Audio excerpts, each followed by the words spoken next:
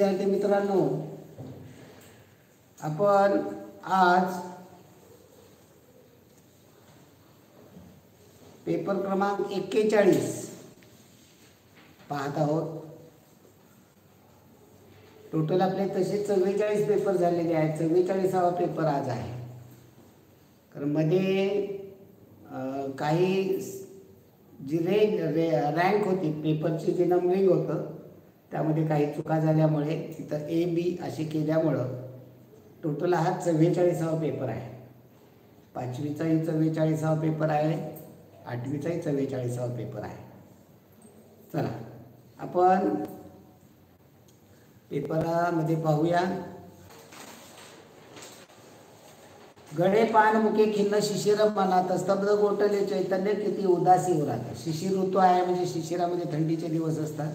गंधी नादावले क्षण हळू उदासी निवळे, वारा शीतल उठवी सूक्ष्म धुळीची वावरतुळे.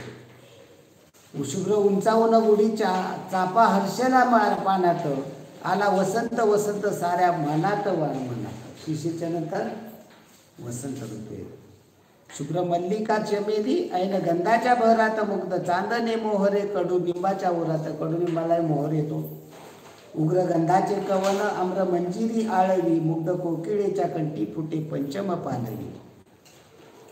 कोकिळेला कंठ येतो वसंतामध्ये. रंग गंधाचे हे देणे मधुमासाचे आगळे, किती साठवू मनात असे वसंत सोहळे. वसंताचं आगमन झालेले. शिशिर ऋतूला खिन्न का म्हटले जाते? तर गळे पान मुके, म्हणजे पान गळ होत असते, म्हणजे पर्याय क्रमांक 1 येईल पानगळतीमुळे. कवितेतील वर्णन कोणत्या महिन्यातील नसावे? आता ऋतू पहा, कोणत्या ऋतूमध्ये कोणते असतात. आता कोणत्या ऋतूमध्ये नसेल असं विचारलेलं आहे. तर आपल्याला पावसाळा कोणत्या याच्यामध्ये असतो, उन्हाळा कोणत्या याच्यामध्ये असतो, हे आपल्याला माहीत असतं गरजेचं आहे.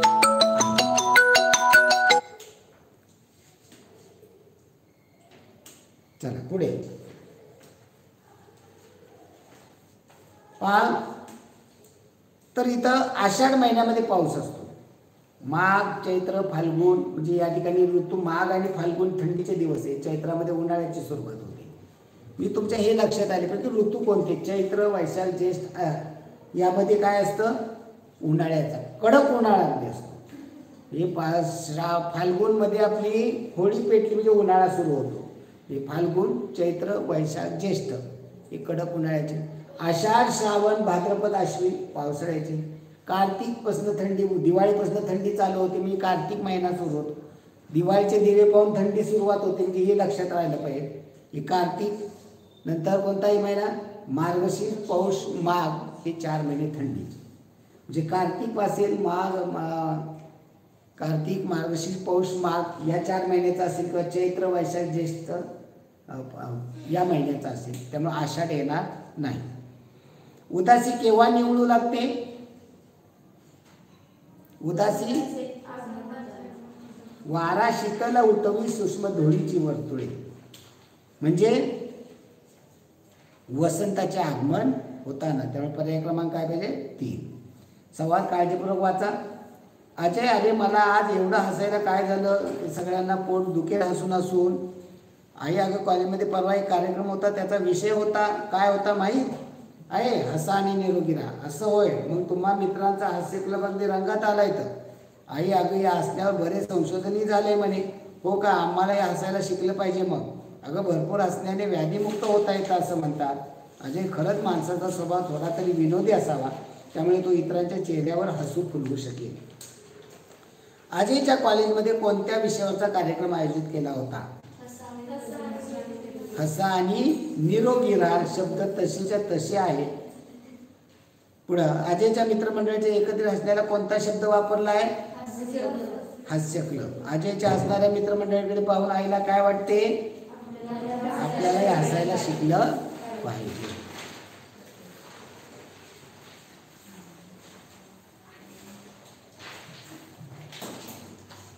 खालील अग्नी या अर्थाचा शब्द कोणता? पर्याय 2 पावक आणि अनल. पियुष म्हणजे अमृत आहे, सुधा म्हणजे तहान आहे. कोवळे या शब्दाच्या विरुद्धार्थी जून आणि निबर. खालीलपैकी शुद्ध शब्द कोणता? आवाहन. पर्याय क्रमांक 2. अथर्व, अक्षय, प्रज्ञा, सुकृत, माधव आणि माधव परीक्षा जवळ आल्यामुळे एकत्र अभ्यासाला बसले होते. या वाक्यात किती जोड अक्षरे आले आहे? कोणती कोणती येतील? अथर्व मधला व, अक्षय मधला क्षय, प्रज्ञा मधला प्र आणि न्या, सुकृत मधला कोणताही नाहीये, माधव मध्ये नाहीये, परीक्षा श, जवळ मध्ये नाही, आल्यामुळे ल्या, एकत्र मध्ये त्र, अभ्यासाला मध्ये भ्या, बसले होते नाही. त्यामुळे किती येतील? 8 येतील. एकाच वेळी अनेक गोष्टीवर लक्ष ठेवणारा अष्टावधानी. एकच मिनिट.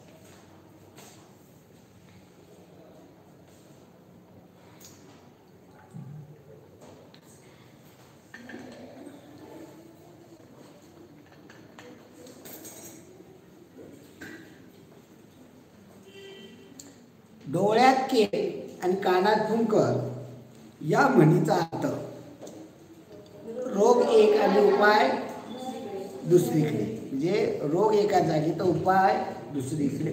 या अर्थाची दुसरी म्हण कोणती रे? या अर्थाची दुसरी म्हण आग रामेश्वरी बंब सोमेश्वरी. पुढे खालीलपैकी सजातीय स्वर 2 पर्याय नोंदवायचे. ई ई आणि उ उ हे सजातीय आहे. आ पाहिजे होतं तिथं किंवा ई ई पाहिजे होतं, त्यामुळे तिसरा चुकीचा आहे, चौथा चुकीचा आहे. विसर्गाच्या मागे आ शिवाय दुसरा कोणताही स्वर आणि पुढे मृदू वर्ण आल्यास विसर्गाचा र होतो. या नियमानुसार तयार झालेला शब्द. आता याचे प्रत्येकाचे विग्रह केले तर तुमच्या ते लक्षात येईल. त्या ठिकाणी विग्रह करून पहा. आता उदाहरणार्थ निर्लोभ, नि अधिक लोभ, नीच्या पुढे विसर्ग आहे. आणि ल, ल कसा आहे? कठोर आणि पाचचा गट असतो. पहिली 2 कशी असतात? कठोर. आणि दुसरी 2 कशी असतात? मृदू. आणि शेवट असतं अनुनासिक. यर, यचा गट आहे. यर कठोर येतील, ल व मृदू येतील. त्यामुळे या ठिकाणी पर्याय क्रमांक 3 येईल. पुढे पहा. आता तेवढा वेळ प्रत्येकाचं समजून सांगायचं म्हटलं तर आपल्याला 3 तास पण पेपर होणार नाही, कारण प्रत्येक गोष्ट समजून सांगायची म्हटलं तर. चला पुढे पहा. आमचे वडील म्हणजे जमदग्नी आहेत. या वाक्यातील अधोरेखित शब्दाची जात. जमदग्नी हे सामान्य नाम. विशेष नाम कधी होईल? माझ्या वडिलांचे नाव जमदग्नी आहे, हे विशेष नाम. पण या जमदग्नीची उपमा दिलेली जमदग्नी ऋषीची, ते रागीट होते, मग त्यांची उपमा दिली म्हणून ते सामान्य नाम होईल. ढेकर या शब्दाचे लिंग ओळखा. तो एक ढेकर म्हणजे पुल्लिंग झालं, ती एक ढेकर स्त्रीलिंग झालं. दोन्ही लिंगामध्ये येतात, त्यामुळे पुल्लिंग आणि स्त्रीलिंग दोन्ही येतील. पर्याय क्रमांक 1 आणि पर्याय क्रमांक 2. बघा ना तुम्ही, ती एक ढेकर असे म्हणू शकतो, तो एक ढेकर असे म्हणू शकतो. दोन्ही मध्ये येतात. काही तिन्ही लिंगामध्ये येणारे शब्द पण आहेत. बघितलं त्या दिवशी आपल्याला आला होता पोर. ते एक पोर आणि ती एक पोर, तो एक पोर, म्हणजे तिन्ही लिंगामध्ये येणार. मग तसे काही 2 लिंगामध्ये येणारे असतात, असे असतात. तगारे इथे पुढे, तो इथे पुढे भाग. परीक्षा जवळ आल्यामुळे वेळ व्यर्थ घालवू नका. या वाक्यात अधोरेखित शब्दाचा प्रकार ओळखा. व्यर्थ, रीतिवाचक, क्रियाविशेषण, अव्यय. खालीपैकी चुकीची जोडी ओळखा. प्रथमा नेश नाही तर ने प्रथमेला प्रत्यय नसतो काही. तू सावकाश चालतो या वाक्याचा प्रयोग ओळखा. आता कर्तरी प्रयोग. आता क्रियापद चालतोस, मूळ शब्द चाल, चालणारा, तो कर्ता आहे, तो कर्ता बनला, तो सावकाश चालतो, ती सावकाश चालतो. म्हणजे कर्ता बदलला की ते सावकाश चालतं. म्हणजे कर्ता बदलला की बदलला म्हणजे कर्तरी. आणि याच्यामध्ये कर्म आहे का? नाही, अकर्मक कर्तरी प्रयोग. तर पर्याय क्रमांक 1 आहे, तिथं फक्त कर्तरीच आहे. आकाशात जेव्हा ढग जमतात तेव्हा मोर नाचू लागतो, हे वाक्य कोणत्या प्रकारचे आहे? जेव्हा तेव्हा आलं की त्यामुळं ते मिश्र वाक्य होतं. जर तर, जेव्हा तेव्हा, जेव्हा ते असे येतात. पुढे ज्या सामासिक शब्दामध्ये आणि व अशा प्रकारचे शब्द असतात त्या समास कोणता? वरण आणि भात वगैरे. अजून काय उदाहरणं सांगता येतील? आई आणि वडील, बहीण आणि भाऊ, बहीण भाऊ, भाऊ बहीण, हे येतील. पुढे अलंकार ओळखा. कलंक मतीचा झडो, विषय सर्वथा नावडो, जडो नावडो यम. कवितेतील अक्षरे मोजण्याचे माप म्हणजे, अक्षरे मोजण्याचे माप कशामध्ये मोजले जातात? गण. किती अक्षरांचा गण असतो? 3 अक्षराचे गण किती झाले याच्यावर मोजलं जातं. आरती प्रभू हे टोपण नाव चिंतामणी त्र्यंबक खानोलकर यांचे. यथार्थ दीपिका हा काव्यग्रंथ कोणी लिहिला? वामन पंडितांनी. चला, 5320 नंतरची 25वी विषम संख्या आणि 4280 पूर्वीची 8वी समसंख्या यांच्या फरकातील शतक व एकसंख्या असणाऱ्या अंकांचे स्थानिक किमतीतील फरक. आता 5320 नंतरची 25वी विषम संख्या मग आपण पहिली काढायची. पहिली कोणती आहे? 5321. राहिल्या किती काढायच्या? 24. प्रत्येक मध्ये फरक कितीचा असतो? 2चा. म्हणजे 24 गुणिले 2 म्हणजे 5321 अधिक 24 दुने 48 केलं तर 8 आणि 1 9, 4 आणि 2 6, 3 अशी 3 5 अशी. म्हणजे 5369 ही 5320 नंतरची 25वी सम. 4280 पूर्वीची 8वी, 4280 पूर्वीची 8वी सम. मग पहिली सम कोणती? म्हणजे 5ची काढायची म्हणजे काय करावं लागेल? वाजा. पहिली कोणती? 4278 वाजा. आता पहिली काढली, राहिल्या किती काढायच्या? 7. म्हणून 7 गुणिले 2, 7 दुने 14 वजा करा. 4278 मधनं 14 गेले, किती 8 4 गेले 4, 7 1 गेला 6, 2 अशी 2, 4 अशी 4. आता काय म्हणलेले? यांच्या फरकातील म्हणजे यांची वजाबाकी करा. 9 4 गेले 5, 7 6 गेले 0, 3 2 गेले 1, 5 4 गेले 1. यांच्या फरकातील शतक व एकक, हा एकक आहे, हा शतक आहे. यांच्या स्थानिक किमती, याची स्थानिक किंमत 100, याची स्थानिक किंमत 5, यांच्या स्थानिक किमतीतील फरक किती? 95. एक वस्तू 13,320 रुपयात विकून जितका नफा होतो त्याच्यात दीडपट तोटा ती वस्तू 1145 रुपयास विकल्याने होतो. यावरून त्या वस्तूची मूळ किंमत किती? आता इथे डायरेक्ट मी तुम्हाला आपण जेव्हा शिकवत होतो तेव्हा ते व्यवस्थित समजून दिलं होतं की दोन्ही विक्रीमधला फरक 1320 आणि 1145. 1320 रुपयाला विकल्यानंतर तुम्हाला जर 100 रुपये असा तोटा होतोय असं म्हणलं तर खरेदी किंमत किती येईल? 1320 अधिक x म्हणजे म्हणजे विक्री अधिक तोटा बरोबर खरेदीची किंमत येणार. आणि ती जर वस्तू 1320 रुपयाला नफा होतो म्हणजे इथं वजा x करायला लागेल की विक्री वजा नफा केला की खरेदीची किंमत येते. आणि 1145 रुपयास विकली तर जेवढा तोटा होतो तो किती होतो? जेवढा नफा होतो त्याच्या दीडपट. म्हणजे याची दीडपट किती होईल? 1.5x. हे काय येतो तुम्हाला ह्याच्यात मी समजून देतोय, नंतर शॉर्टमध्ये सांगेन. मी x जर 1320 रुपयाला विकली तर 100 रुपये नफा होतो. आणि ती जर 1145 रुपयाला विकली तर जेवढा नफा होतो त्याच्या दीडपट तोटा. मग जेव्हा तोटा होतो तुम्हाला तेव्हा विक्री अधिक तोटा केला की तुमची खरेदीची किंमत येते. आणि जेव्हा नफा होतो तेव्हा विक्री वजा नफा केला की तुम्हाला खरेदीची किंमत. इथूनही खरेदीची किंमत येणार नाही, इकडूनही खरेदीची किंमत, म्हणून बरोबरचं चिन्ह दिले. आता हे वजा x तिकडे पाठवूया, 1145 इकडे घेऊ. म्हणजे 1320 वजा 1145 बरोबर 1.5 x अधिक x. 2.5 x बरोबर 2.5 x बरोबर याची वजाबाकी किती येते 110 न 5 10 न 5 गेले 5 राहिले 2 मानाचा घेतला महिन्याचा 12 न 5 गेले 7 राहिले 175 अडीच x मग x बरोबर 175 भागिले अडीच करा.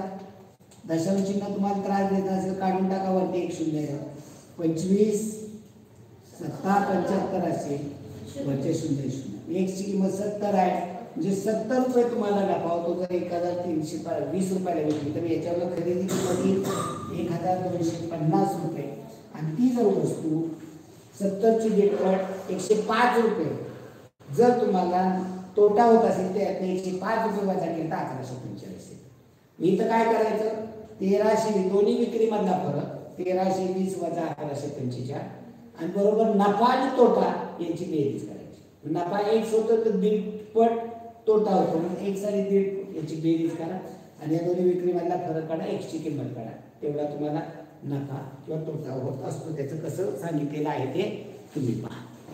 पुढे पहा वजा 8 अंश छेद 15 या परिमेय संख्येच्या गुणाकार व्यस्त संख्येत कोणत्या संख्येची बेरीज व्यस्त संख्या मिळवावी म्हणजे उत्तर वजा 5/8 येईल.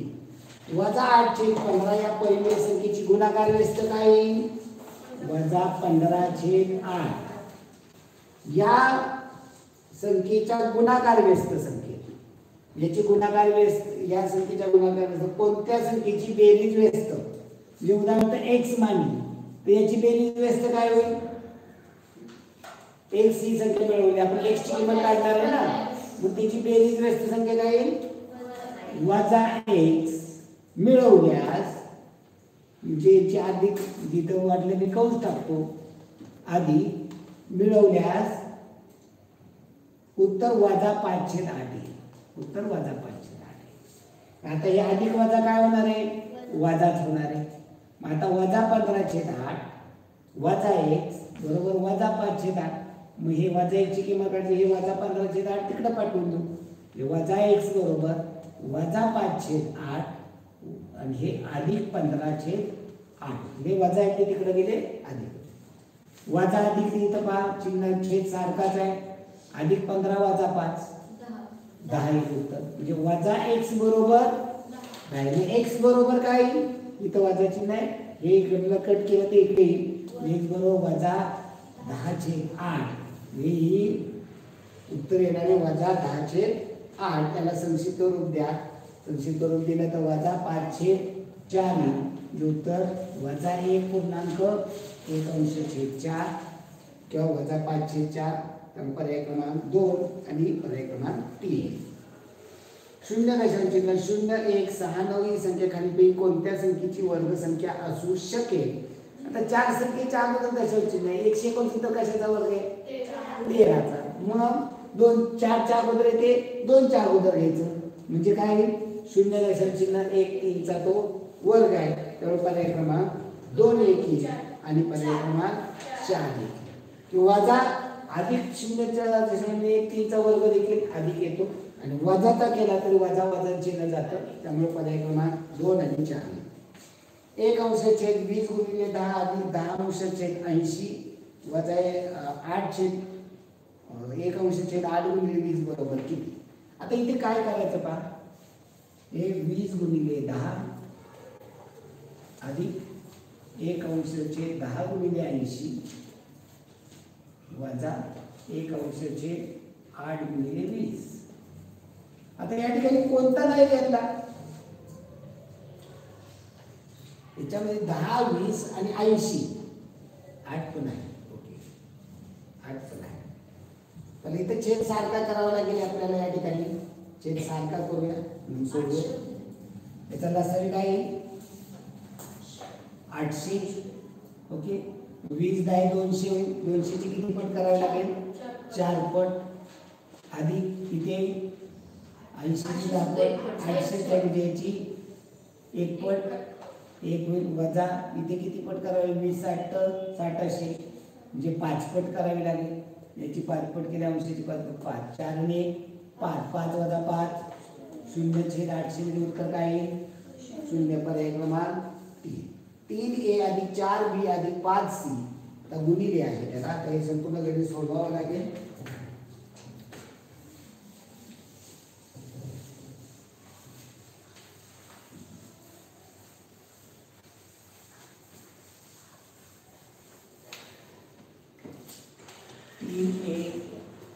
अधिक 4b अधिक 5c दुसऱ्या कंसात आहे 3a अधिक 4b अधिक 5c बरोबर का. आता या ठिकाणी 3a ने संपूर्ण याला डायरेक्ट गुणायचं 3a ने 3a ला गुणलं 9a² 3a ने 4b ला गुणलं अधिक 12ab 3a ने 5c ला गुणलं 15ac अधिक आहे सूत्र असू हा कसं येईल a plus b plus c सारखी ओके ओके सारखीच आहे ओके ओके सारखीच आहे a plus b plus c ब्रॅकेटचा स्क्वेअर होईल पण मी इथं ब्रॅकेटचा स्क्वेअर कसा करणार सर आपल्याला फॉर्म्युला की a square plus b square plus c square plus 2ab plus 2bc plus 2ac हां चालेल ते वापरलं तरी चालेल.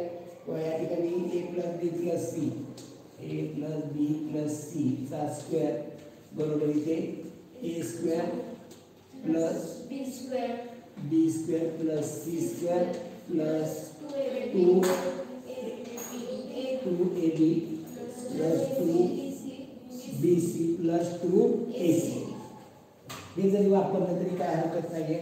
ओके चला डायरेक्ट तेच आपण वापरूया.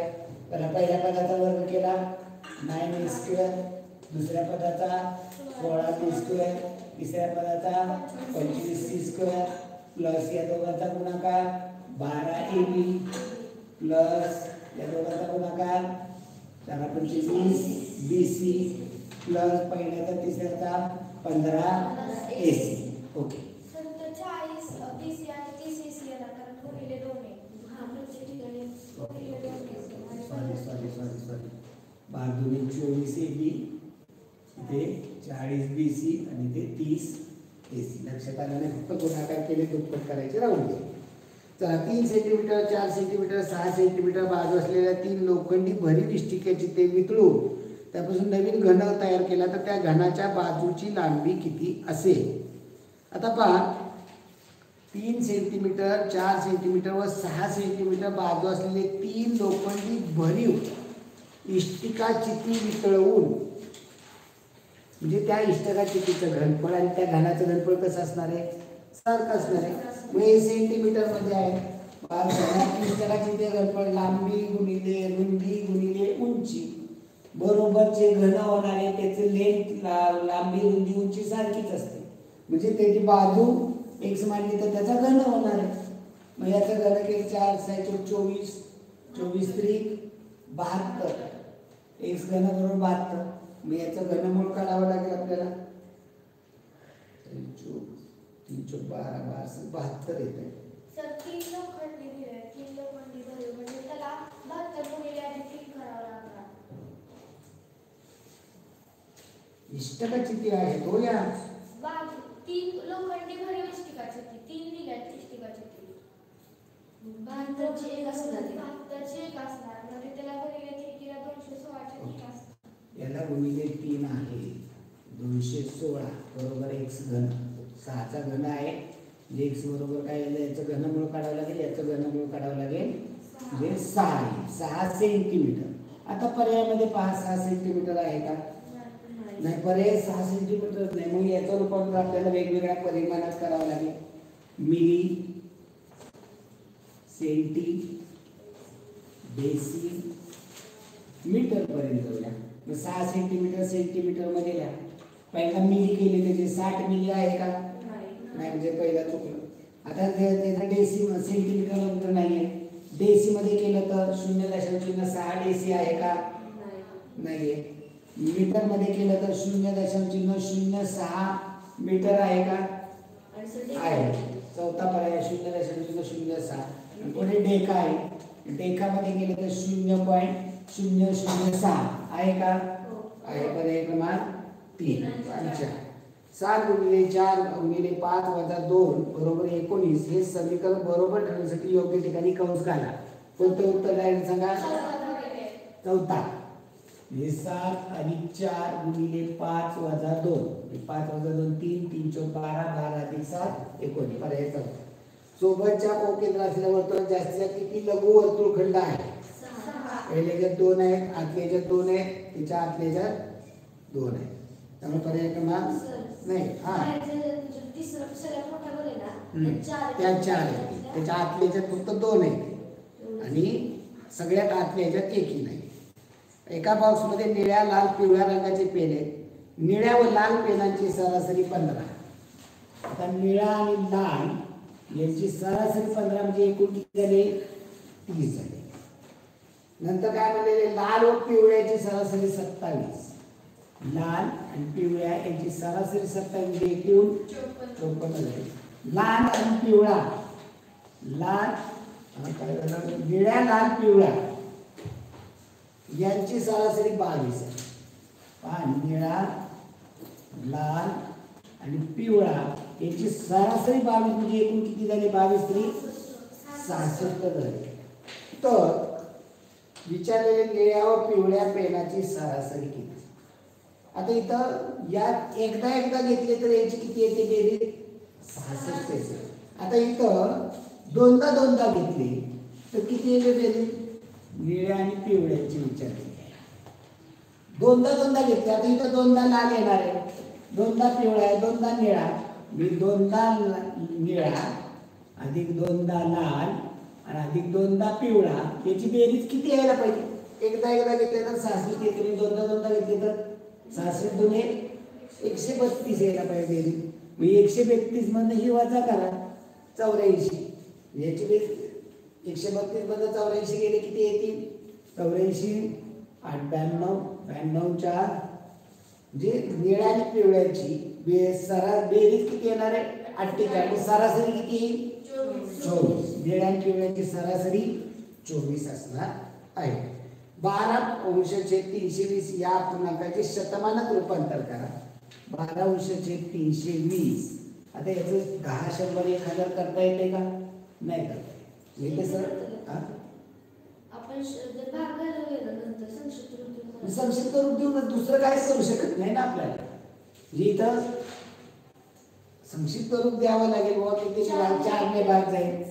4 8 32 0 0 4 त्रिक 12. आता याचे 125 ने गुणलं तर याला आपल्याला 125 8 1000 होतात आणि त्याच्यावरती 1 0 येणार आहे म्हणजे 10000 होईल 125 ला गुणलं तर.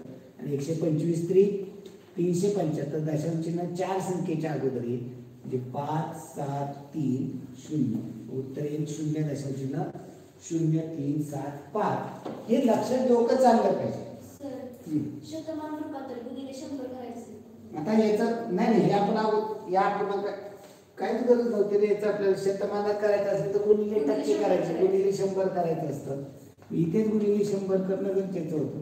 या 2 शून्याला 2 शून्य गेले म्हणजे काय होईल? 375/100 म्हणजे 3.75 होईल. हे टक्के येईल.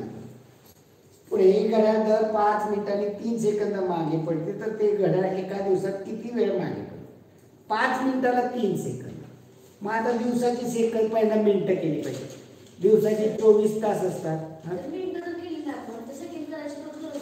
सेकंदामध्ये कशाला करायची गरज आहे?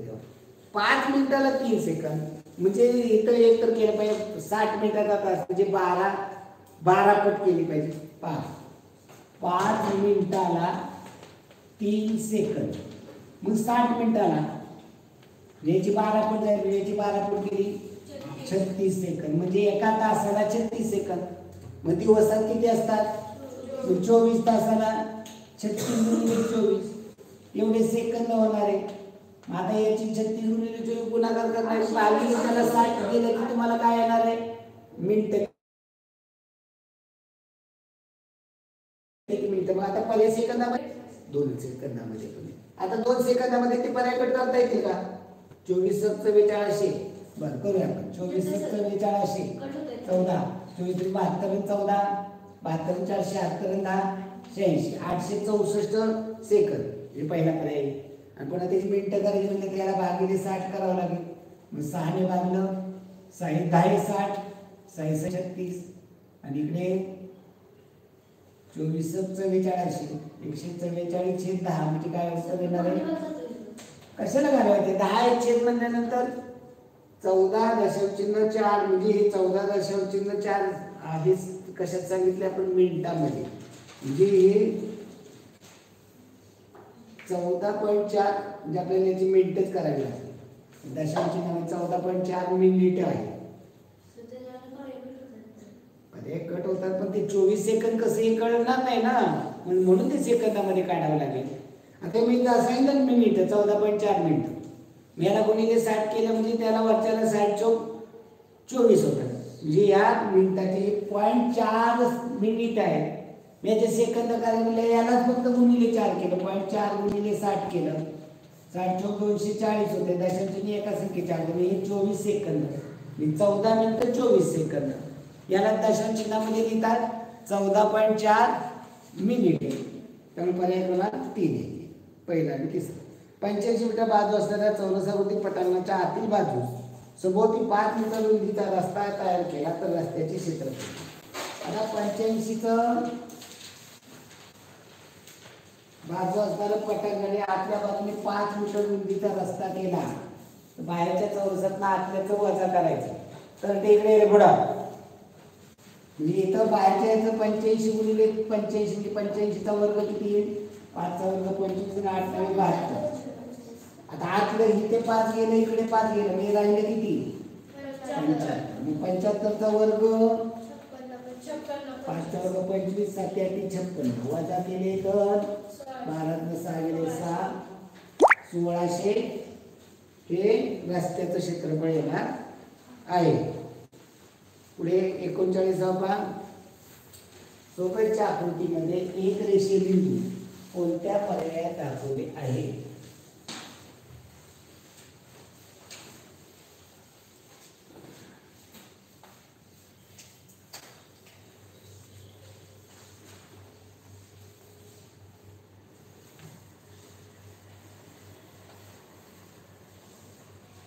एक रेषीय बिंदू जे एका रेषेवर असताना कोणत्या येते तिसरा आणि CGID एका रेषेवर आहेत का आहे. चौथा AGHB एका रेषेवर आहेत का आहे. पुढे 17 किलोग्रॅम अधिक 10 ग्रॅम बरोबर किती. आता ग्रॅम पासून किलोग्रॅम पर्यंत ग्रॅम डेका हेक्टो किलो. आता मेरी आपण इथे आपण घेतो 17 कारण मांडण्यासाठी हे कसे मांडायचे तर किलो मध्ये शेवटचा आला पाहिजे. 17 किलोग्रॅम ग्रॅम केले 17,000 आणि ग्रॅम 10 ग्रॅम.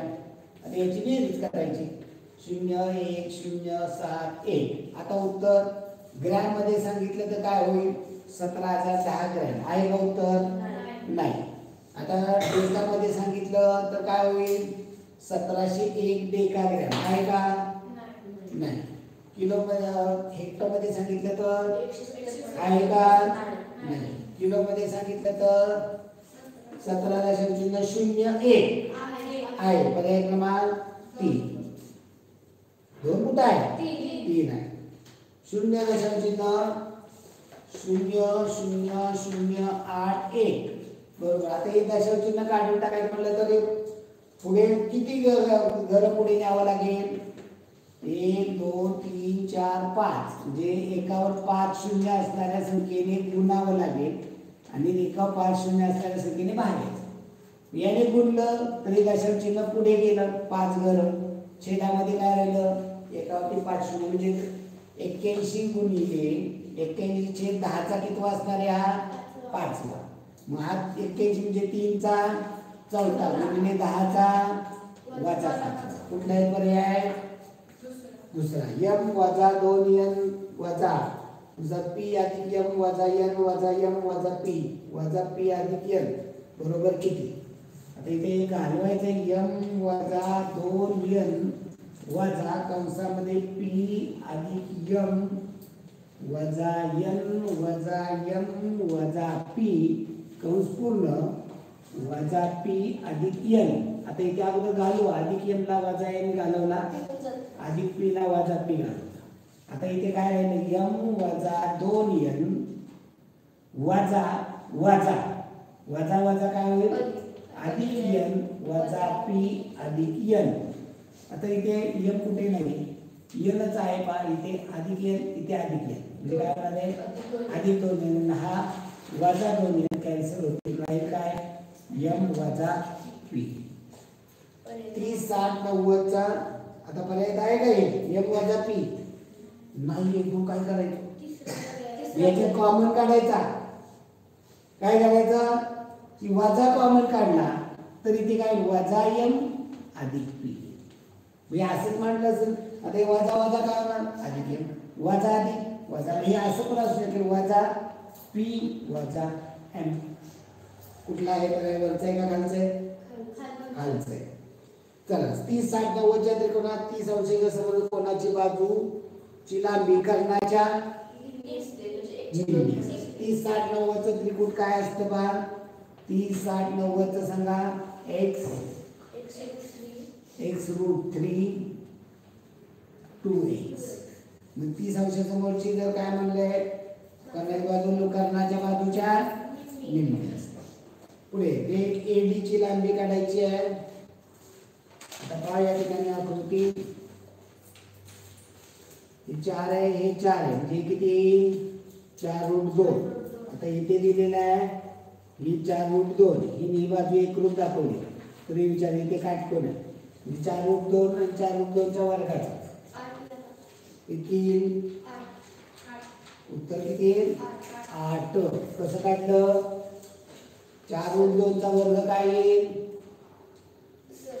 असं पण लिहिते म्हणजे x√2 असतं ना बरोबर आपली कर्ण येणार आहे. x म्हणजे बाजू असणार आहे बाजू म्हणजे 4√2 बरोबर कर्ण मग दोन्ही रूट असणार आहेत मग त्यांची हे होतं ना.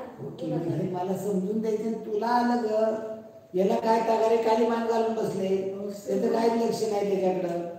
आता इथं या बाजूचा वर्ग या बाजूचा म्हणजे 4√2 याचा वर्ग अधिक या बाजूचा वर्ग आणि बरोबर याचं वर्गमूळ असणार आहे. त्याचं या दोघांची बेरीज करून त्याचं वर्गमूळ काढायचं. मग 4 चा वर्ग किती होणार आहे 16. √2 चा वर्ग 2 होणार म्हणजे इथं काय येणार आहे 16 गुणिले 2 म्हणजे 16 गुणिले 2 काय येणार 32. 32 अधिक 32 64 वर्गमूळ काढलं 8 आलं. हे समजून सांगायला नको एवढ्या सोप्या भाषेमध्ये. पुढे एका वृत्तचितीच्या पायाचा परीघ 154 सेंटीमीटर उंची 24 सेंटीमीटर त्यावर तळाचा परीघ तेवढाच उंची 0.06 मीटर असलेला एक शंकू ठेवला तर तयार झालेल्या आकृतीचे घनफळ. अगोदर वृत्तचितीचं घनफळ काढू.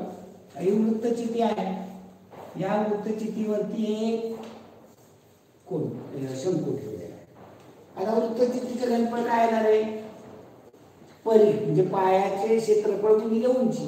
पायाचे क्षेत्रफळ परीघ दिलेला आहे 154 त्याच्यावरून आपल्याला पहिल्यांदा त्रिज्या काढायची आहे.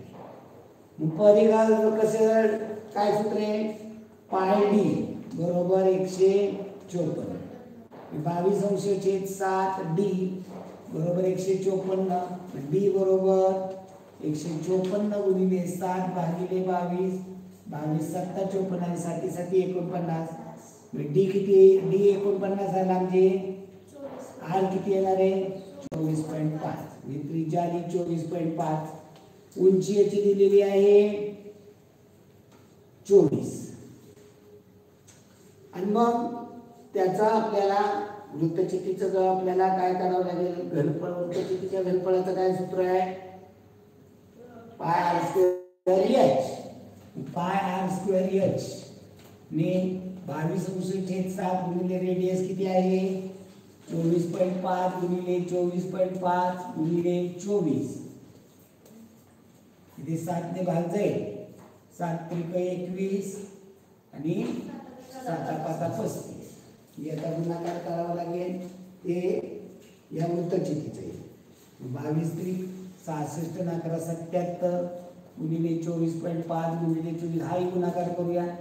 इकडे हा दोघांचा गुणाकार केला इकडे या दोघांचा 24 25 600 चल 12 24 चौक 96 12 97 98 10 108 चले 10 24 2 48 आणि 10 58 दशांश चिन्ह एक संख्येच्या अगोदर 588 588 दशांश चिन्ह शून्य. आता 77 गुणिले 588 77 8 70 8 7 56 560 आणि वरती 4 7 56 560 56 616 616 6 आले 61 616 अधिक 61 6 आणि 1 7 आले 67 77 5 70 5 350 आणि 35 आणि हे 867 7 5 1202 त्याने 1 7 3 10 5 1505 25276 हे कशाचं येणार आहे वृत्तचित्राचं. आता वरती शंकू ठेवलाय त्या शंकूचंही गणपण काढायचंय म्हणजे शंकू ठेवलेला शंकूचं 1/3 पाय स्क्वेअर एच आता याचे 1/3 पाय 22/7 रेडियस किती आहे एवढीच आहे 24.5 गुणिले 24.5 आणि उंची किती आहे शंकूची 0.06 मीटर. आता हे सगळे कशामध्ये दिलेत माप मिलीमीटर मधलं चालेल का त्याचे सेंटीमीटर किती होतील 6 याला 6 पुन्हा करावं लागेल गुणिले 7 केले 3.5 या 3 ने दिला 3 दुने 6 इथे 22 गुणिले त्याचं उत्तर किती येतं 77 आणि इकडे 24 दुने 49. आता इथे हे गुणाकार करण्यात वेळ जाणार आहे 77 नव्हे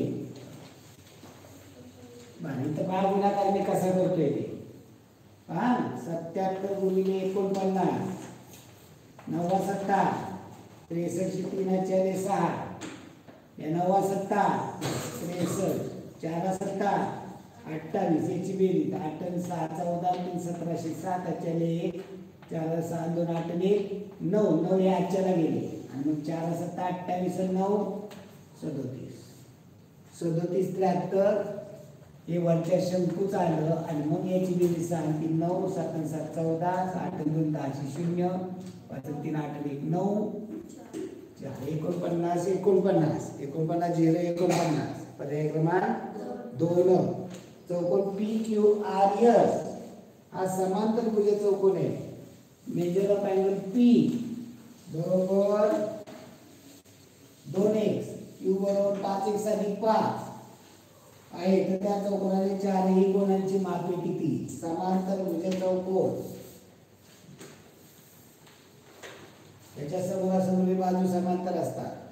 आता इथे नाव देतो मी पी क्यू आर एस एक तर घड्याच्या बाजूने द्या का घड्याच्या विरुद्ध द्या. पी चं दिलंय 2x आणि क्यू चं दिलेलं आहे 5x अधिक 5 याच्यात काय प्रॉपर्टी आहे विरुद्ध कोण एकरूप असतात विरुद्ध कोण एकरूप झाले बरं अजून पूरक कोण असतात मग या दोघांची बेरीज येणार आहे 5x अधिक 5 बरोबर 180 म्हणजे 5 2 7x अधिक 5 ते वजा तिकडे पाठवले तर 180 वजा 5 7x बरोबर 175 x बरोबर 175 भागिले 7 केलं 35 35 दुने 70 चा हा कोण येईल तर हा 35 मध्ये 175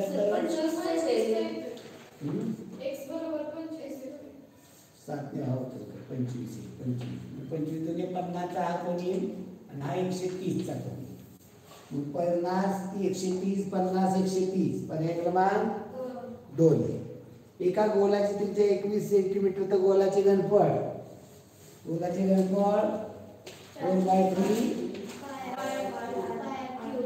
पाय आर क्यूब 4/3 पाय आर किती दिलाय 21 चा घन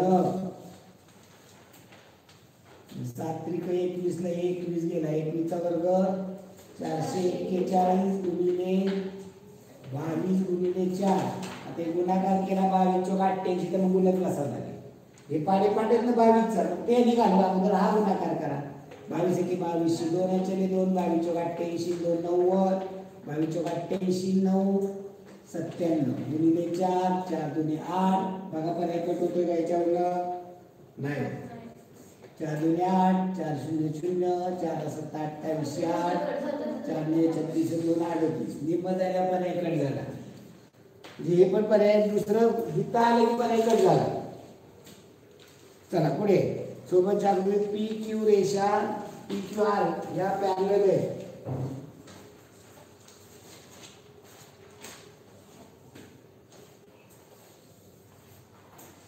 यांचे काय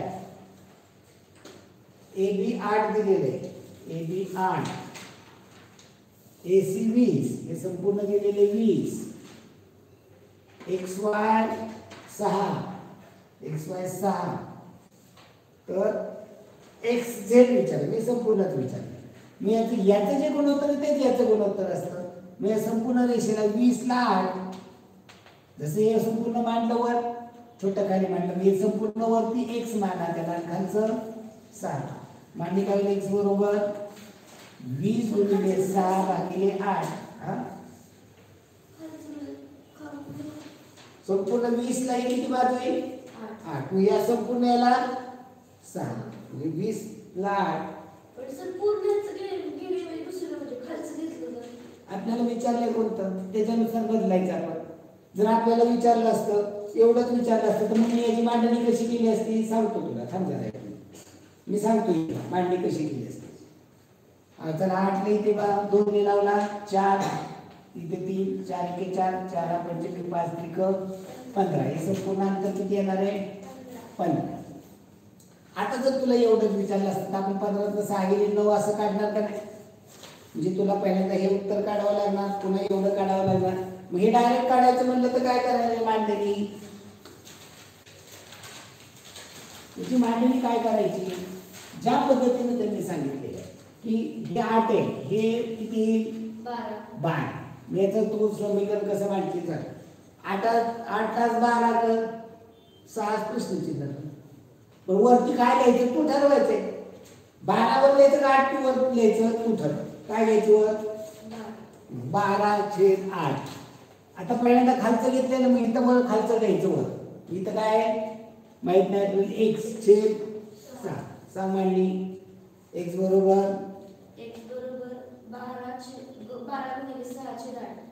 4 ने दे 4 दुने 8, 4 त्रिक 12, 2 त्रिक 10, 3 त्रिक 9. आलं का. कसं केलं तरी इथं ओके. ते काय इथं जाणार नाही. चला पुढे 7 मीटर लांब 5 मीटर रुंद व 3 मीटर उंच पाण्याच्या टाकीत 1,09,200 लिटर पाणी मावण्यासाठी टाकीची उंची कितीने वाढवावी लागेल. आता इथं 5 मीटर मध्ये माप आहे. 1 घन मीटर बरोबर 1000 लिटर बरोबर. म्हणजे इथं जे याचं घनफळ म्हणजे आपल्याला पहिल्यांदा काय करावं लागेल. लांबी 7 आहे रुंदी 5 आहे उंची आपल्याला 3 दिलेली. आपल्याला उंचीच नको उंची x मध्ये बरोबर 1,09,200. आता एवढे घनमीटर होणार त्याचे गुणिले 1000 केले की तेवढे काय होणार आहे लिटर होणार आहे बरोबर 1,09,200. लक्षात आलं का.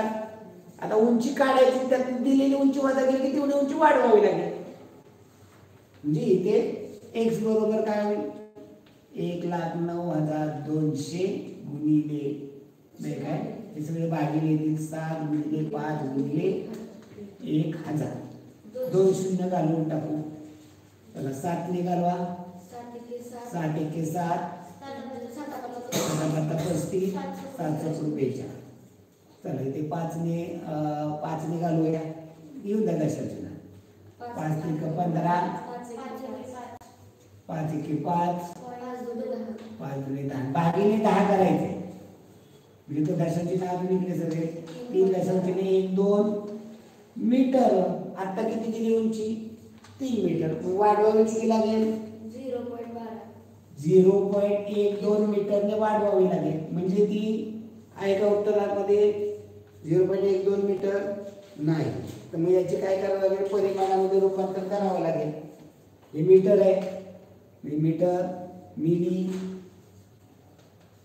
Senti, deci, metre, deca, hecto, बस 0.12 मीटर आहे. हे 0.12 मीटर. याचं उत्तर सेंटीमीटर. मिलीमध्ये सांगितलं तर 120 मिली आहे का पर्याय? नाही. 12 सेंटीमीटर आहे का पर्याय? 1.2 डेसी आहे का? 0.12 मीटर नाही. डेकामध्ये सांगितलं तर 0.012 डेका नाही. हेक्टोमध्ये 0.00012 हेक्टो नाही. एका रकमेची सरळ व्याजाने 4 वर्षाची रास 1088 आणि 6 वर्षाची रास 1232 रुपये. तर दरसाकडा व्याजाचा. 4 वर्षाची रास म्हणजे काय रे? मला एक सांगा. 4 वर्षाची रास म्हणजे काय बापू? 4 वर्षाची रास याचा अर्थ काय? 4 वेळा मुद्दल. ही वर्षाची मुद्दल असते का? मुद्दल वर्षाची असते का? हा. मी 4 वर्षाचं व्याज आणि मुद्दल त्याला म्हणायचं 4 वर्षाची रास. 6 वर्षाची रास म्हणजे काय? मुद्दल आणि 6 वर्षाचं. मग या दोन्हीकडे कॉमन काय? मुद्दल दोन्हीकडे कॉमन आहे ना. मग 6 वर्षाच्या राशीमधनं 4 वर्षाची रास वजा केली तर काय मिळेल? 2 वर्षाची सरळ व्याज मिळेल. फक्त 2 वर्षाचं काय मिळेल? व्याज मिळेल. मग आपल्याला तेच पाहिजे. मग 6 वर्षाच्या राशीतून 4 वर्षाची रास वजा करा. किती आलं? 6 वर्षाची रास किती आहे? 1232. त्यानंतर 4 वर्षाची रास 1088 वजा केली. 12 8 गेले 4 राहिले. 13 9 गेले 4 राहिले. 144 काय झालं? 2 वर्षाचे व्याज आले. एका वर्षाचं व्याज किती? 72 रुपये एका वर्षाचं व्याज आलं. मग आपल्याला 4 वर्षाचं व्याज किती आहे? का 4 वर्षाचं केलं? कारण 4 वर्षाची मुद्दल आहे, रास आहे. मग त्या 4 वर्षाच्या राशीत तुम्ही 4 वर्षाचं व्याज वजा केलं तर काय येईल? किंवा मी 6 वर्षाची रास काढेन. 4 वर्षाचं व्याज आहे त्यामुळे 6 वर्षाचं व्याज करेन. आणि 6 वर्षाचं व्याज 6 वर्षाच्या राशीतनं वजा केले काय मला मिळणार आहे? मुद्दल. मग हे एका वर्षाचं व्याज 72. मग किती वर्षाचं व्याज काढू? 4 गुणिले 4 केलं तर 288. काय झालं? 4 वर्षाचं व्याज. 4 वर्षाची रास 1088 मधलं 288 वजा केले तर काय आलं? हे काय आलं? मुद्दल. मग 800 रुपयाचं एका वर्षाचं व्याज 72 होतं. मग व्याजाचा दर किती? व्याजाचा दर बरोबर व्याज किती आहे? एका वर्षाचं व्याज 72 गुणिले 100 भागिले मुद्दल गुणिले कालावधी. एकच वर्षाचं आहे ना. मी 2 शून्याला 2 शून्य गेले. 8 1 8 8 9 72. 9% काय आला? व्याजाचा दर. पुढे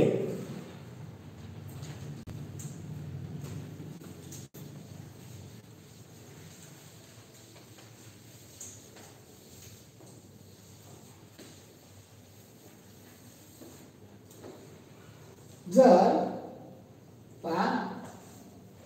टिंब बरोबर स्टार अधिक 1 या अटीनुसार 5 टिंब 3 स्टार या संख्येला 6 ने निश्चित भाग जात असेल इथं काय म्हणले? भाग वर्तुळात टिक्का बरोबर स्टार अधिक 1 बार असून चला तर 5 वर्तुळात टिंब 3 आणि स्टार या संख्येला 6 ने निश्चित भाग जातो तर टिंबाची कोणती संख्या असू शकेल? आता पर्याय तर करायचं आहे. अगोदर मला 6 ची कसोटी काय असते? 3 आणि 2 ने भाग करायचे. म्हणजे एकक 6चा पाढा बघा.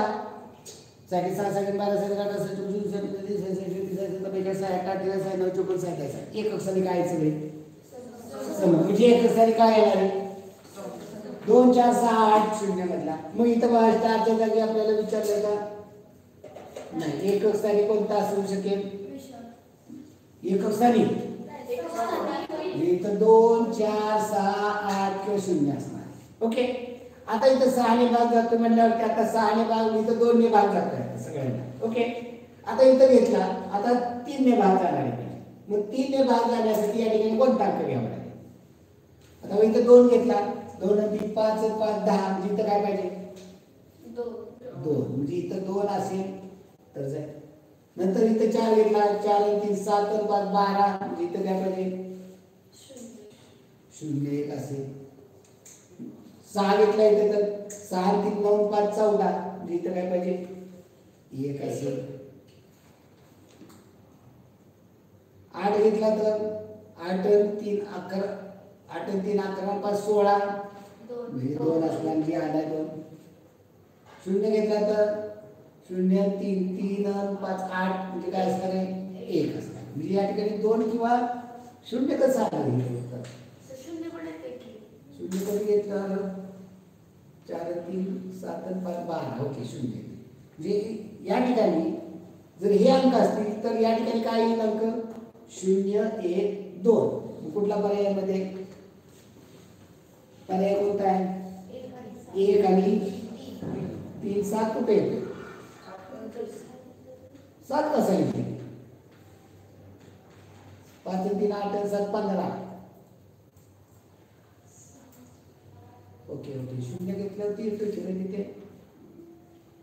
7 पण येतो म्हणजे इथे काय करावं लागते 3 च्या पट्टीमध्ये 2 2 अधिक 3 5 म्हणजे 2 म्हणजे 5 पण असणार आहे 0 आणि 3 3 पण असणार आहे 0 1 आणि 3 4 पण असणार आहे काय होते काय होते नाही पुढे नाही 1 मिनिट आपण पाहू पुन्हा एकदा 2 घेतला तर 2 आणि 3 5 5 आणि 5 10 10 इथे म्हणजे 10च्या याच्यामध्ये घेतलं तर 12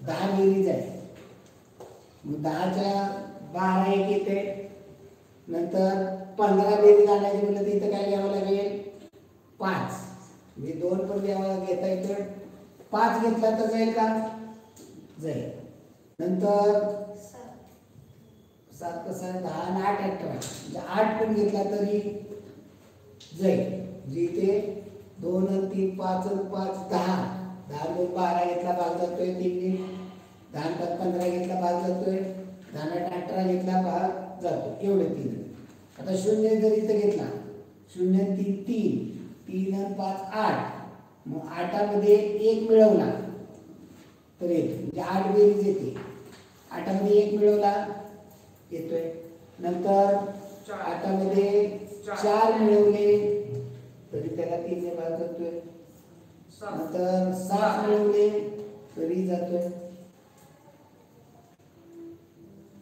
पण इथं पुढे नाही आपण हे याच्यावरती चाललोय पुढे नाही आपण पुढे उत्तर काढल्यानंतर घेऊ पुढे नंतर काय म्हणलेलं आहे 8 झाले नंतर इथं 6 घेतला 6 3 9 5 14 जी 1 घेतला 1 जर घेतला 4 घेतला तर 4 आणि 3 7 5 12 12 2 घेतला 2 घेतले तर 2 आणि 3 5 आणि 5 10 ते चालेल 8 घेतले तर 8 आणि 3 11 आणि 5 16 16 आणि 2 18 किंवा येते ते 0 घेतलं तर 0 आणि 3 3 आणि 5 8 1 0 कधी आला 6 3 9 5 14 4 आणि 3 7 हा 4 घेतले 4 आणि 3 7 आणि 5 12 12 3 ने जातोय 12 नंतर 3 घेतला 12 3 15 जातोय 12 आणि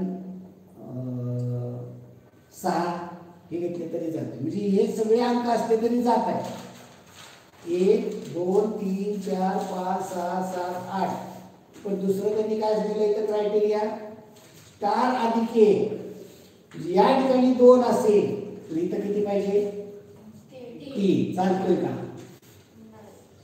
2 असेल तर काय पाहिजे तिथं 2 असेल तर कुठला अंक पाहिजे होता 2 आणि 3 5 आणि 5 10 म्हणजे इथं 2 5 पाहिजे होता. मग जमतोय का नाही. मग इथे जर 4 घेतला आपण इथे 4 घेतला तर 4 आणि 5 येतोय का इथे 4 आणि 3 7 आणि 5 12 आणि 5 17 जातोय का. 4 घेऊन चालत नाही. 6 घेतला 6 आणि 1 7 मी इथे 7 घेतला 6 आणि 3 9 7 16 आणि 5 21 इथे जात. 8 घेतला 8 आणि 1 9 इथे गेले 8 आणि 9 17 आणि 20 आणि 25 नाही जात. 0 घेतला तर 0 आणि 1 1 तिथे 1 येईल. 0 आणि 3 3 आणि 1 4 आणि 5 9 0 1 घेतला म्हणजे इथे 0 घेतला आणि 6 घेतला तर जातो म्हणजे या ठिकाणी 6 आणि 1 7 येईल किंवा 0 आणि 1 येईल म्हणून तिथे 1 आणि 7 बाकी सगळे जर बसलाय तिथे. पण वरची जी कसोटी सांगितली त्या कसोटीनुसार बसत नाही. पुढं शेतीतून मिळालेल्या उत्पन्नाची माहिती दर्शवलेली आहे. 1,80,000 रुपये तर कितीचा आहे पहा 120 90 210 आणि 360 आहे.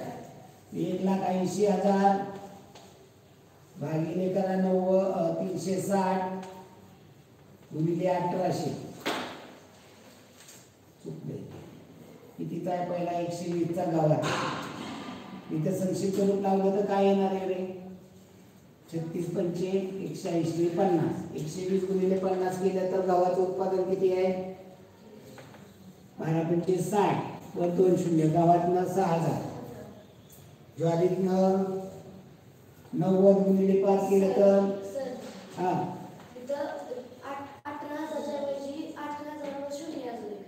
एक शून्य इकडे एक शून्य वाढे बरोबर का. भातामधनं 75चा आहे म्हणल्यानंतर हा 90चा केला 120चा केला संक्षिप्त रूपी तर 561 राहिले. 120 गुणिले 500 केले 60,000 रुपये गावात 90 गुणिले 500 केले 45,000 रुपये ज्वारीत गहू ज्वारी. नंतर इथे भुईमूग 75 गुणिले 500 गेले 37,500 आणि तेवढे भातामधनं पण तेवढेच आहे. आता काय विचारलाय प्रश्न भुईमूग पिकापेक्षा किती जास्त गहू पिकातून मिळाले त्यातनं वजाबाकी केली 22,500 रुपये. पर्याय क्रमांक 3 गव्हाचे उत्पन्न ज्वारीच्या उत्पन्नापेक्षा शेकडा कितीने जास्त आहे. हे 60,000 ह्याच्यापासून कितीने जास्त आहे 15,000 म्हणजे 45,000 ला 15,000 मांडणी कशी पहा गव्हाचे उत्पन्न ज्वारीपेक्षा कितीने जास्त आहे याच्यापेक्षा कितीने जास्त आहे 15 ने 45,000ला 15,000 जास्त तर 100ला x मांडणी काय होईल 15,000 गुणिले 100 भागिले 45,000 3 शून्य 15 1 15 3 45 उत्तर काय 33.1% 100 अंशाचे 3 चौथा पर्याय कुठला पर्याय त्याला चौथानी पहिलं कसं आहे पहिलं कुठं दिले हा इकडे दिले 33.1% हे साधा a1/x बरोबर 7 x वर्ग प्लस 1/x वर्ग बरोबर किती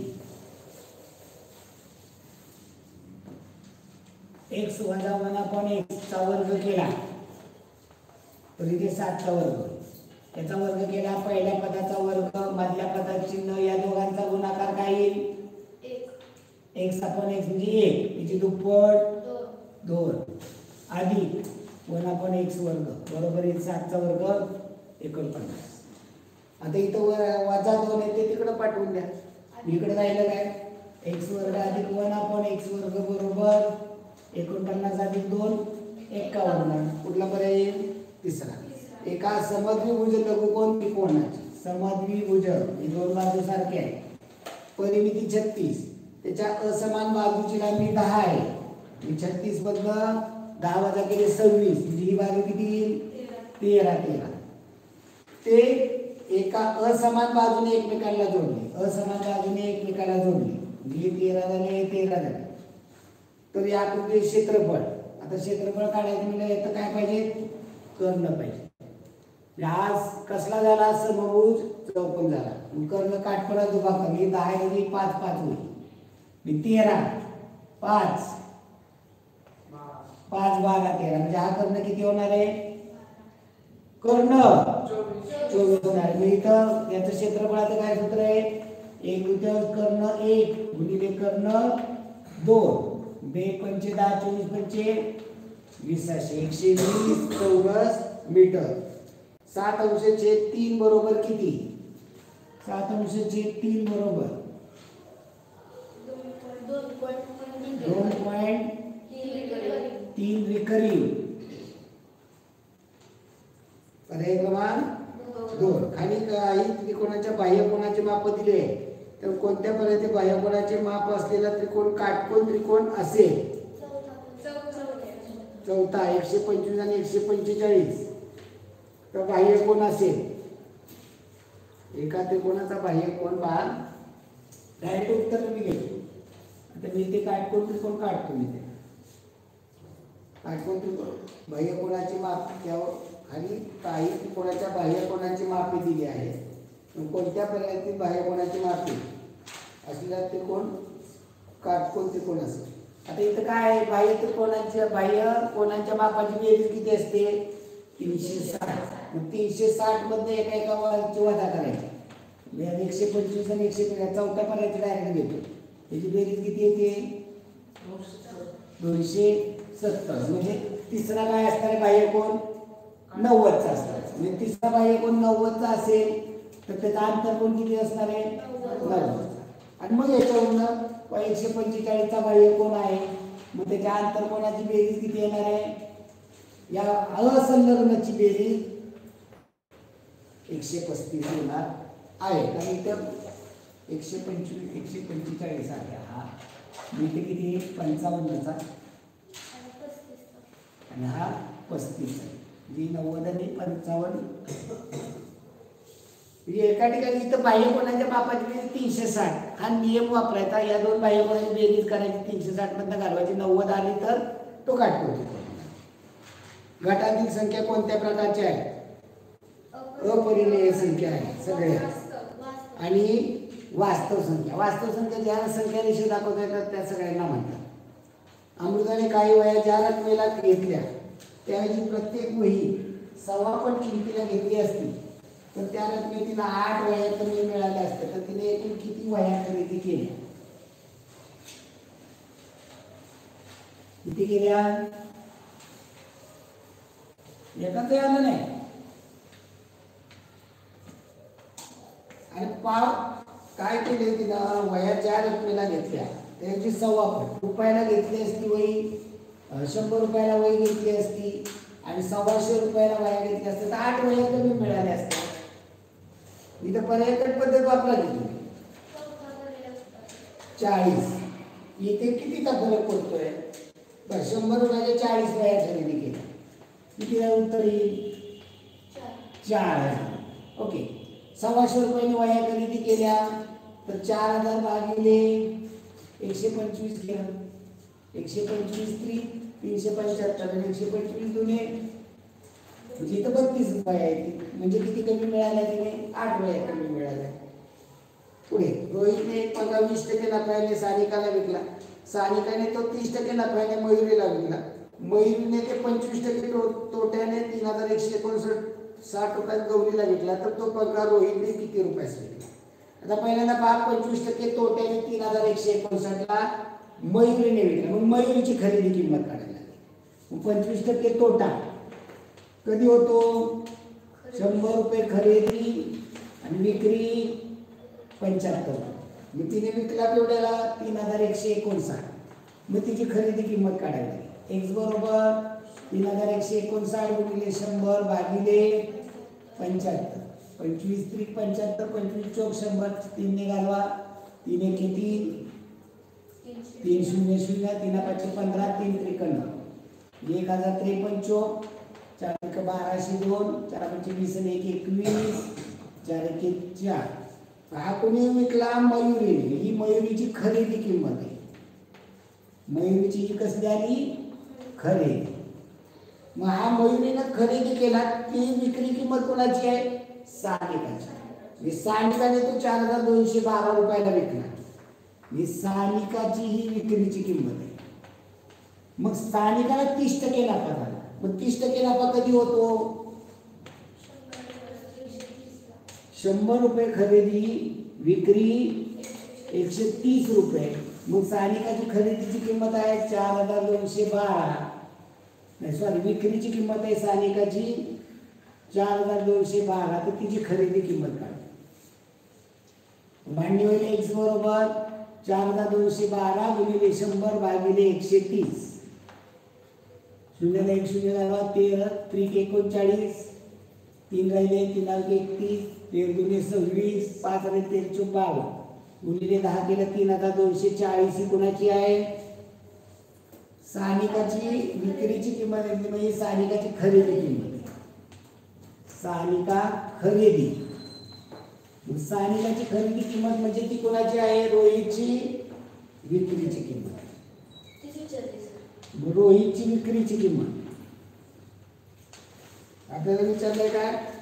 रोहितची विक्रीची किंमत 3240 मग समजा रोहितने आपण पकडलं की रोहितने तो पंखा आहे तो 100 रुपयाला खरेदी केलाय. बरोबर. पहा ती सांगते काय का? रोहित खरेदी 100 रुपये. ओके. आणि त्याने विकला, सानिकाला विकला 20% नफ्याने. मग त्याने तो 120 रुपयाला विकला. सानिकाने तो 120 रुपयाला खरेदी केला. ओके. म्हणजे रोहितची विक्रीची किंमत म्हणजे सानिकाची खरेदी केली. आता तिने काय केला? 30% नफ्याने विकला. 120 चे 30% किती होईल? 36. म्हणजे इथे 136 रुपये ही काय झाली? सानिकाची विक्रीची किंमत. सानिकाची विक्रीची म्हणजे सानिकाने 120. ओके ओके 101 अधिक 156. ओके 156 मयुरीची खरेदी केली. आणि मग मयुरीने 25% तोट्याने विकला. बरोबर आहे. मग इथे ही मयुरीची खरेदी झाली. आता मयुरीने 25% तोट्याने विकलाय. मग 156 चे 25% किती येते? 39 रुपये एवढा तोटा. म्हणजे हा 156 मधनं तोटा वजा करायचा. किती येतोय? 117%. म्हणजे 4212 नाही काय 3119. म्हणजे इथं मांडणी काय होईल? 117% म्हणजे 3 कितीला विकलाय? 3119. तर आपल्याला विचारलं रोहितची विक्रीची किंमत. रोहितची विक्रीची किंमत 120. तर 120 बरोबर एक्स. याला किती हुशार असावं लागेल? तर हे डायरेक्ट मी जर सांगितलं तर जमेल का? तुला एकटीला कळलं. बाकीच्या त्या सगळं वर्ण हे वर्ण जातं आमच्या. तर हे कधी डोक्यात बसायचं?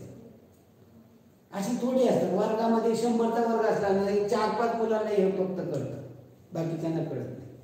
म्हणून तर तुला 136 पडतात आणि इथे 54-56 मार्क पडतात. म्हणजे आपली लायकी किती आहे? 136 कुठं आणि 56 कुठं? बरं हे शिकवायला एकच आहे टीचर. फक्त केलं पाहिजे तर ते लक्षात येणार आहे. तिनं केलं म्हणून हे तिला कळलं ना.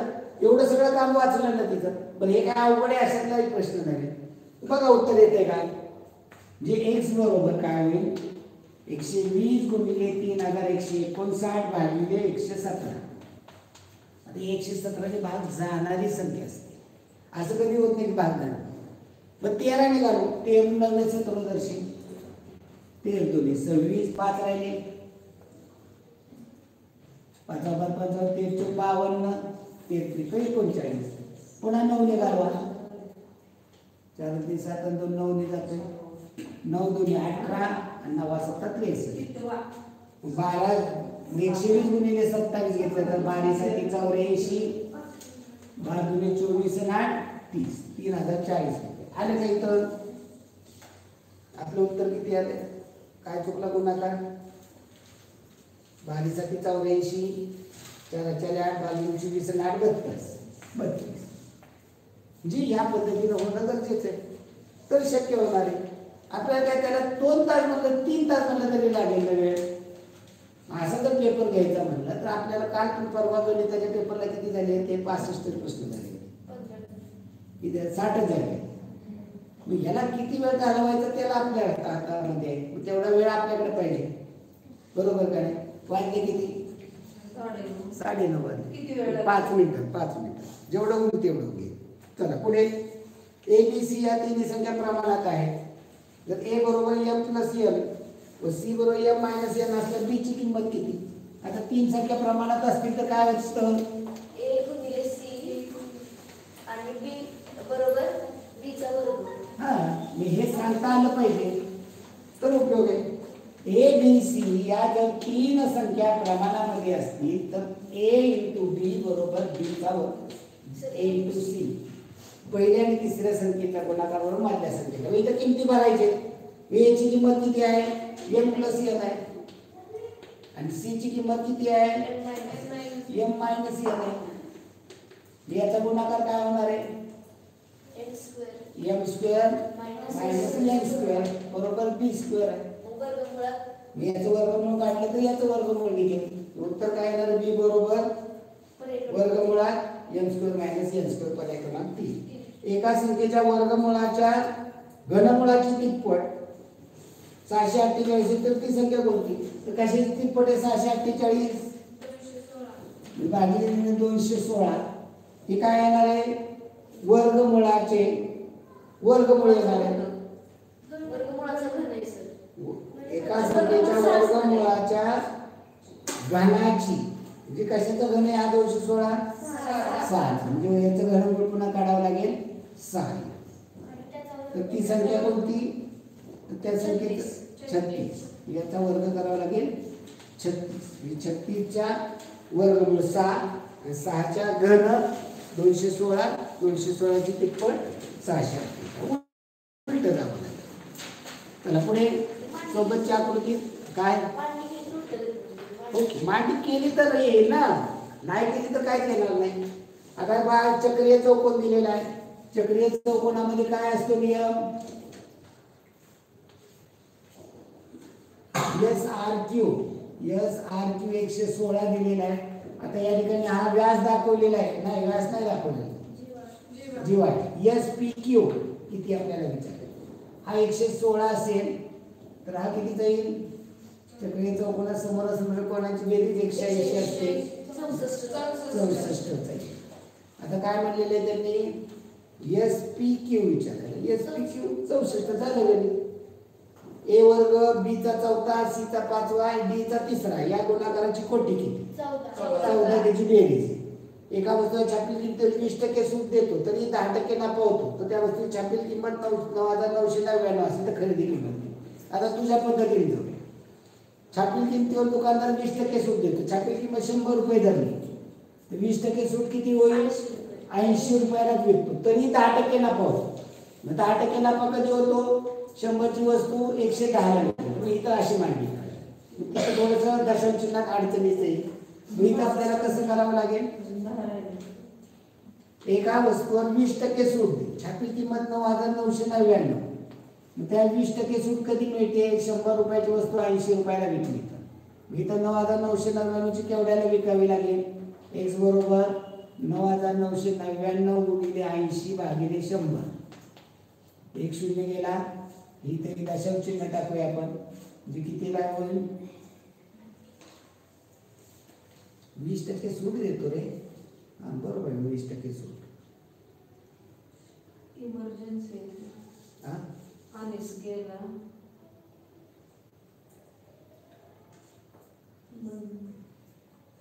बरं आता राहिलंय का?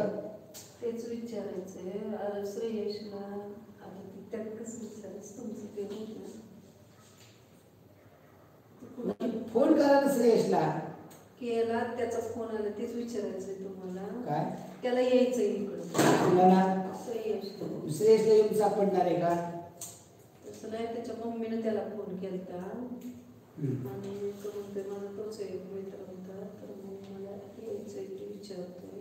नको मला 10 मिनिटात कॉल करून सांगू. करतो मला नंतर फोन करतो. नको मला. अहो भेटणार नाहीये. भेटणार असेल तर ठीक आहे ना, तसं नाही आता त्याला बघायला भेटलं तरी ठीक आहे ना. पाक आणले एका वस्तू छापील 20% सूट देतो तरीही त्याला 10% नफा होतो. 20% सूट कधी मिळते? 100ची वस्तू 80 रुपयाला विकली, छापील किंमत 9,900 रुपयाला 99 असेल तर विक्रीची किंमत किती काय वापरतो ते इथे 79,992 1.9 म्हणजे 7,999.2 रुपयाला विकली. ओके, आता 10% नफा एवढ्याला विकल्या त्याला 10%. मग 10% नफा कधी होतो? 100 रुपये खरेदी, विक्री 110 रुपये. मी इथे विक्री आहे 7,999.2 बरोबर आहे ना हे?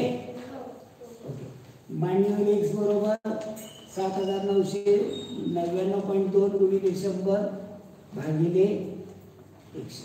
1 शून्य घालूया, या 1ने गुणलं ना तर 1 दशांश चिन्ह निघून जाईल. याने घालवलं 1 दशांश चिन्ह निघून गेला. आपण भाग घालूया.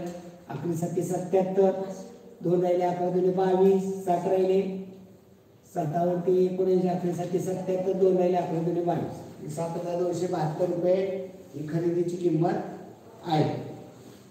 त्रिकोण पी क्यू आर गुरुत्व मध्ये दिलेला आहे.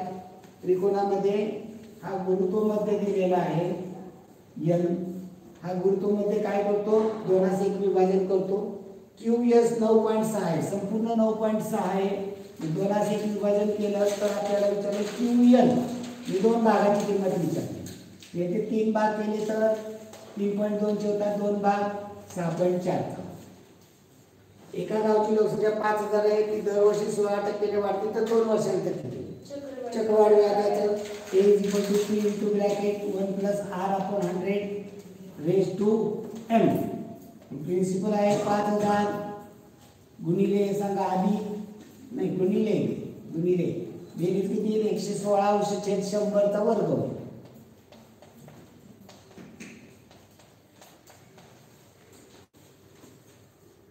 त्याला संक्षिप्त रूप कशाने देता येईल?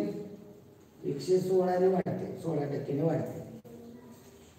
1 2 शून्य जातील, 1 शून्य जाईल. 1 शून्य दशांश 116चा वर्ग किती येतोय रे? 116चा वर्ग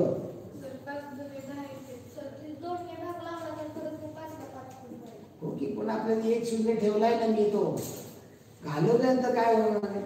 5 1 5 5 गुणिले 10 त्याला 2 ने घालवले 58. 116 गुणिले 58 करावं लागेल. मी 116चा वर्ग करत होतो डायरेक्ट, त्याला 5 ने गुणत होतो आणि पुन्हा 1 दशांश 8 8 4 केला चला 8 8 12 8 8 9 5 ने गुणायचं 5 36 5 1 5 3 8 5 1 5 8 2 9 8 17 6,728. मागे मुलीने मण्याच्या माळा करण्यासाठी काही मणी आणले. त्याने 16च्या माळा केल्या तर 4 मणी होतात. 24 मण्याच्या माळा केल्या तर 4 मणी होतात. 32 केल्या तरी 4 शिल्लक होतात. तर त्यामध्ये किती 1 मणी असते काय करावं लागेल? पर्यायकट 16च्या केल्या तर 4 मणी होतात. 24च्या 16 24 आणि 32 ला सरी काढा ना. 16 24 आणि 32 चा नसावी. 4 निघाला 4 चौक 16 4 7 24 4 8 32. पुन्हा 4 निघाला 2 निघाला तर 2 2 4 2 3 6 2 चौक 8. आता 2 ने लावला तर 2 1 2 2 गुणे 4 3 गुणे 6 6 गुणे 12 12 गुणे 24 24 चौक 96 मणी आणि 4 शिल्लक राहतात ते त्यात ऍड करा. मी 100 मणी आहे. 100च्या पट्टीत असेल तर, नसेल तर 96च्या पट्टीत द्यायचा आणि 4 मिळवून जाईल. 100च्या पट्टीत नाही, 96च्या पट्टीत द्यायचा आणि 4 100 आहे. 64 अधिक ए वर्ग ही पूर्ण वर्ग राशी होण्यासाठी त्यात कोणते पद मिळवावे लागेल? म्हणजे ए वर्ग अधिक 64 असं मी घेतो. पहिल्या पदाचं वर्गमूळ 1, या पदाचं वर्गमूळ 8 आता मध्ये चिन्ह टाकले, याचा वर्ग केला तर काय होईल मधला पद ए वर्ग अधिक वजा दोन्ही पण येऊ शकतं इथं. या दोघांचा गुणाकार 8 आहे, त्याची दुप्पट 16 आहे, अधिक 64 होणार. म्हणजे या ठिकाणी अधिक 16 आहे किंवा वजा 16 येईल. महेशला एका कंपनीत कामावर हजर असलेल्या दिवशी 200 रुपये मजुरी मिळते व गैरहजर असल्यास रोजच्या मिळणाऱ्या मजुरीपेक्षा 50 रुपये जास्त कपात केली जाते. म्हणजे किती? 200 रुपये कामावर हजर असेल तर मजुरी, गैरहजर राहिला तर 200 रुपये कपात. जर 3 मार्च ते 11 एप्रिल रमेशच्या कामाचे एकूण 7,000 रुपये मजुरी मिळाली तर त्या दरम्यान तो किती दिवस गैरहजर? 40 दिवस काम केले तर त्याला 200 रुपयांनी म्हणले तर 8,000 रुपये त्याला पगार मिळायला पाहिजे. एक दिवस गैरहजर असला तर नुकसान कितीचं होते? 250 रुपये. त्याचं नुकसान किती झाले? 7,000 पगार मिळाला, मी 1,000चं नुकसान झालं. म्हणजे 1,000 भागिले 250 केले तर 4 दिवस तो गैरहजर. म्हणजे हा कामा हजर 36 दिवस. एका ठिबक सिंचन कंपनीने ठिबक सिंचन 52% सूट दिलं. एक संच 72,000 रुपयात मिळाला. सूट मिळालेली रक्कम व्यापाऱ्यास सरकारकडून रिबेट म्हणून मिळत असेल तर रिबेट किती मिळाली? म्हणजे 52% म्हणजे 72,000. तर मग 52% सूट मिळाली, मी त्याला किती द्यावे लागले? 48% म्हणजे 72,000. 52% म्हणजे एक्स. ही सरकारकडनं त्या दुकानदाराला मांडणी काय होईल? एक्स बरोबर 52 गुणिले 72,000 भागिले 48. 4 ने घालवा बस 24 दुने 48, 24 त्रिक 72. 2 ने घालवले 26 त्रिक 78,000 रुपये रिबेट म्हणून दुकानदाराला मिळाले. 375 रुपयाची वस्तू विकत घेताना दुकानदाराने 16 सूट दिली, शेकडा 16 सूट दिली तर दुकानदाराला किती रुपये मिळते? 375 रुपयावर 16% सूट. 375 चे 16% जे हिता म्हणजे दोन्ही पद्धती 16% सूट दिली म्हणजे त्याला मिळाले किती? 100ला 16 सूट दिली मिळाले किती? 84 रुपये मिळाले. म्हणजे त्याला 100त किती मिळत आहेत? 84 मिळत आहे. मग 375 रुपयात किती मिळतील? अवघड पडेल. मग त्याचे 375 चे 16% काढा आणि ते 375 मधनं वजा करा. किती येते उत्तर? 315. 10 विद्यार्थ्यांना तोंडी परीक्षेत 20 पैकी गुण पुढील पैकी मिळाले तर मध्यमान काढा. काय करावं लागेल? त्याची बेरीज करायची. भागिले 10. बेरीज किती येते? 76 भागिले 10 केलं 7.2. 3 किलोग्राम व 15 ग्रामचे गुणोत्तर. आता दोन्ही परिमाणासारखे आहेत का? परिमाणासारखे. 3 किलोग्रामचे ग्रॅम किती होतील? 3 आणि 15 ग्रॅम याचं गुणोत्तर 15 1 15 15 2 30 म्हणजे गुणोत्तर काय आलं? 201. 75 घ्या. 294 चौरस सेंटीमीटर पृष्ठफळ असणारे 9 घनाकृती भरीव काचेचे ठोकळे तयार करण्यासाठी काचेचा प्रवाह किती लागेल? आता हे एकाचं 294 पृष्ठफळ किती पृष्ठात असतं? 6. मग एका पृष्ठाचं क्षेत्रफळ किती येईल? 294 भागिले 6 केलं तर 6 चौक 24 6 नव्हे 24. एका पृष्ठाचं क्षेत्रफळ 49 म्हणजे बाजू किती असणार आहे? 7 सेंटीमीटर. मग एका 7 सेंटीमीटर बाजू असणारे 9 घन तयार करायचे. मी एका घनाला किती लागेल? घनाचं घनफळ 343. 7चा घन 343 एकाला लागेल. माशी किती करायचे? 9. याला गुणिले 9 9 27 9 36 2 38 27 3087 घन सेंटीमीटर एवढा काचेचा प्रवाह लागेल. ओके, धन्यवाद मित्रांनो.